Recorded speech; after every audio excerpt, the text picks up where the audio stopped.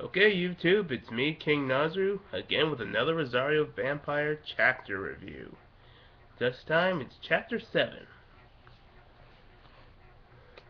We start off with Skune starting to realize that at Yokai Academy, the weather and the overall climate doesn't seem to change, even though he's been there for about 2 or 3 months now, and they are they are reaching the end of winter time, and they're still in their winter clothes, which is pretty much what he started off with in the book.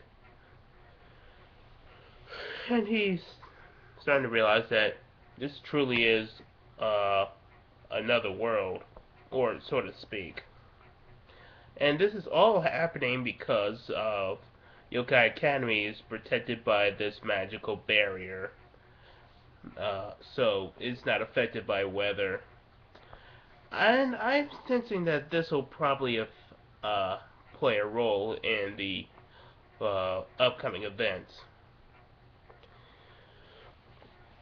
So then we cut to the Yokai Academy newspaper club, working on their latest edition, which is basically explaining what happened in the last chapter, Hitomi Ishigami's uh, indefinite suspension, which is basically saying she got fired. Surprisingly enough, she didn't get arrested, though. Huh. Monsters are weird. Anyway, the and then we get this really funny scene where the students try to compare uh, working on a newspaper deadline to working on a manga deadline. it's it's meta humor because this is actually a manga and they're actually talking about a manga. Oh, meta humor.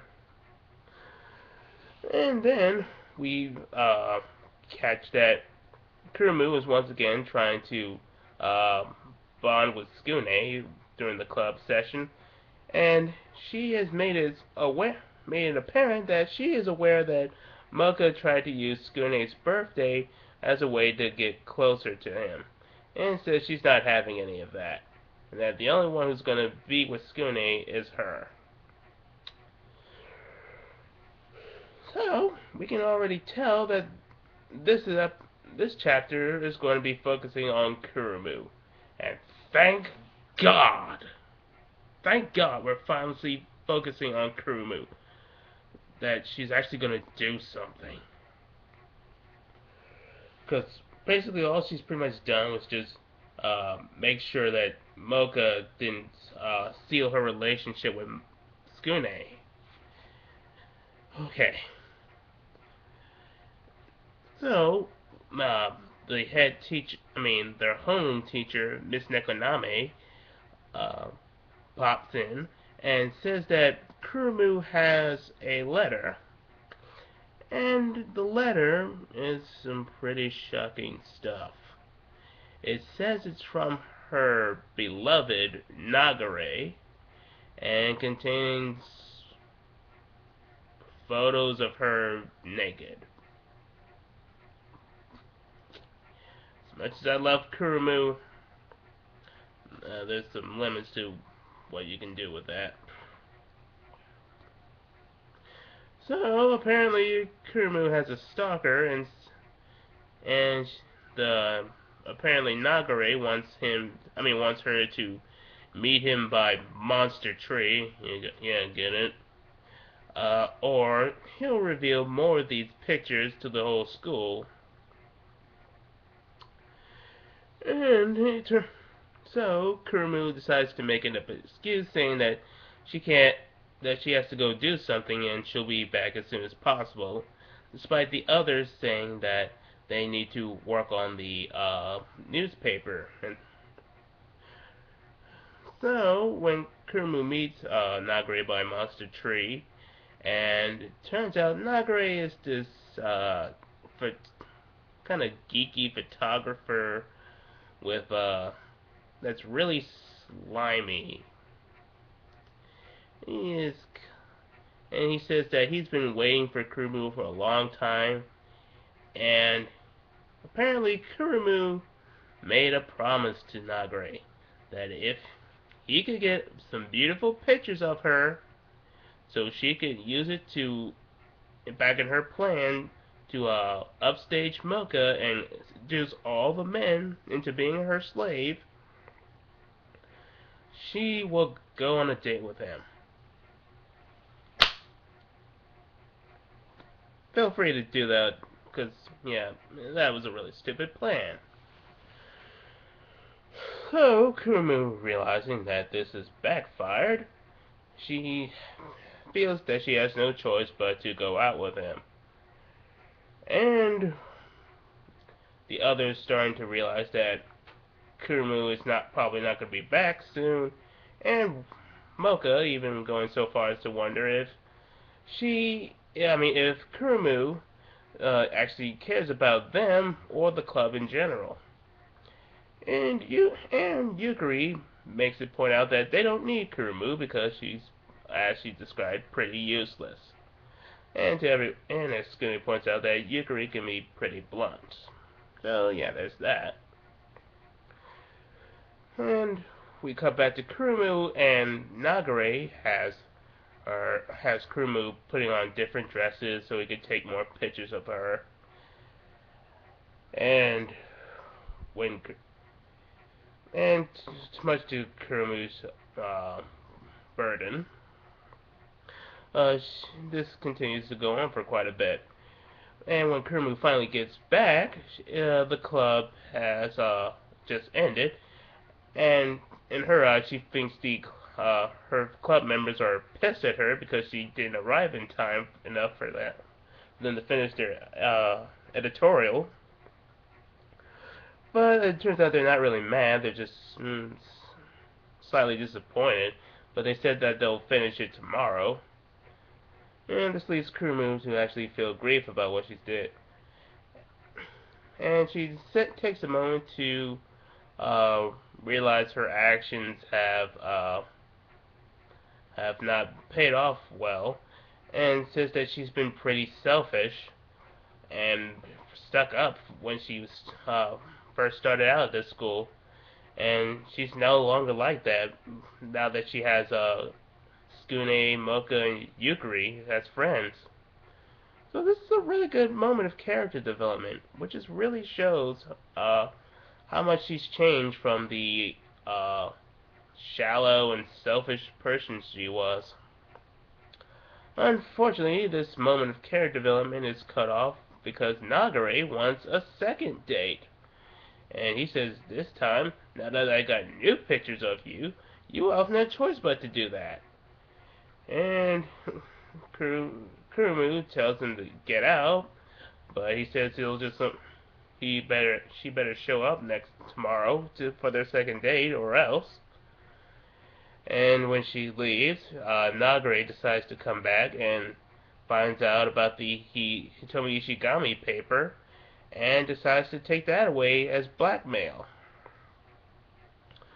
So, the next day, the newspaper club finds out that all their paperwork is gone and that Yukari's saved data has been deleted, and that the keyboard actually feels a bit slimy. So Kurumu senses that it's Nagare again, and he's trying to find more stuff to blackmail her with. Kurumu says that she's got to leave again, which leads Mocha to thinking that, yes, Kurumu doesn't care about us, and if she's not serious about helping us or being our friends, she should leave the club and never come back. Which leaves Kurumu sad.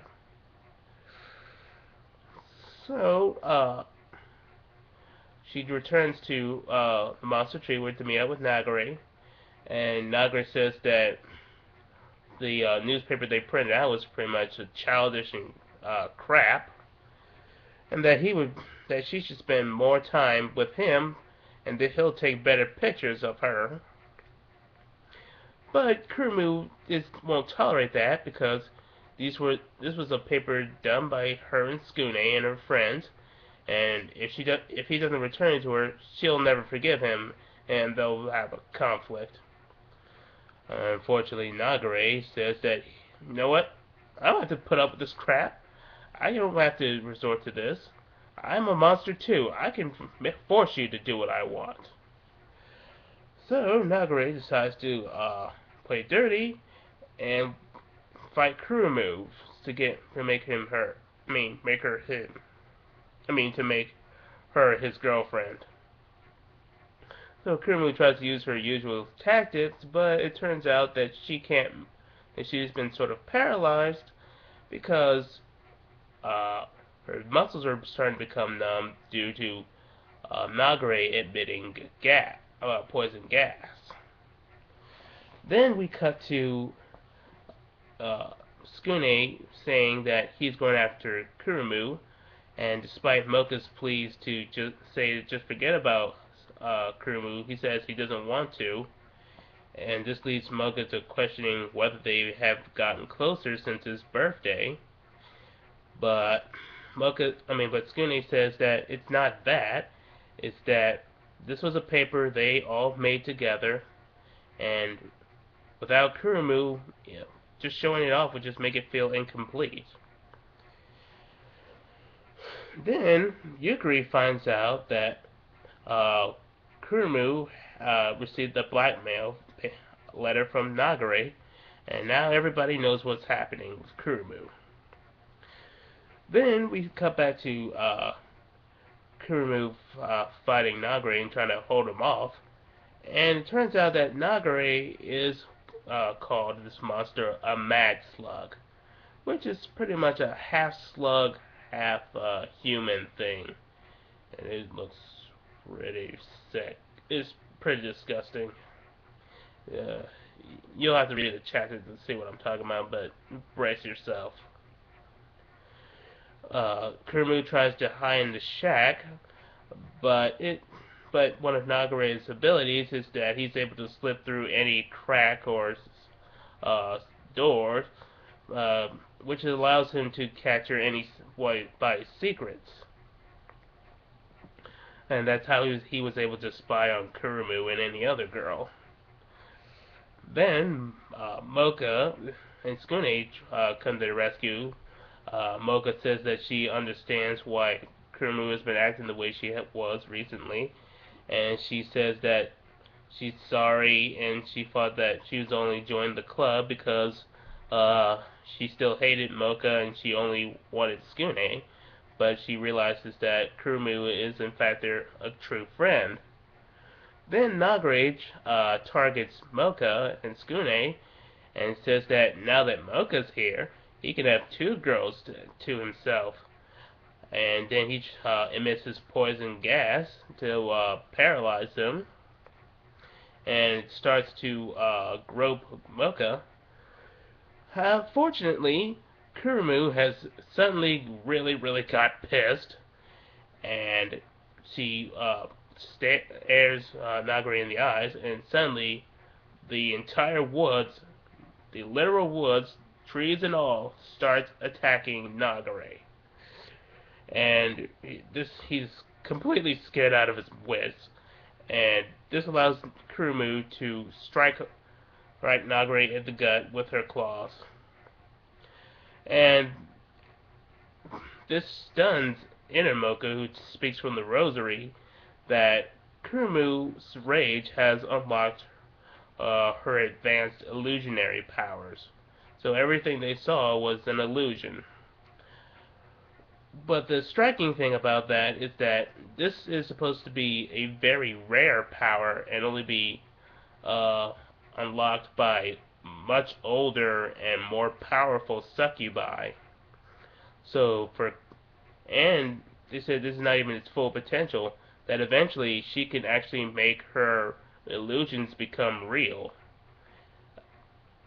So Mocha's really shocked and a mixture of shock, fear, and annoyance. Well, not annoyance, rage, because she didn't think Kurumu could possibly be this powerful. And if she's this powerful now, just imagine how powerful she'll be when she reaches her full potential. And then, after that, Kurumu reconciles with everybody, and they manage to finish the paper. But just barely, because they just end up falling asleep. Now this was a really good chapter because it focused on Kurumu and how she's gone from the person she was before in the first chapter, a shallow, selfish, seductress trying to enslave everybody, to the kind-hearted, thoughtful friend that'll do anything for them. And best of all, it's Kurumu that saves the day and not Inner Mocha. Yeah. So now we head into chapter 8. This is when shit gets real.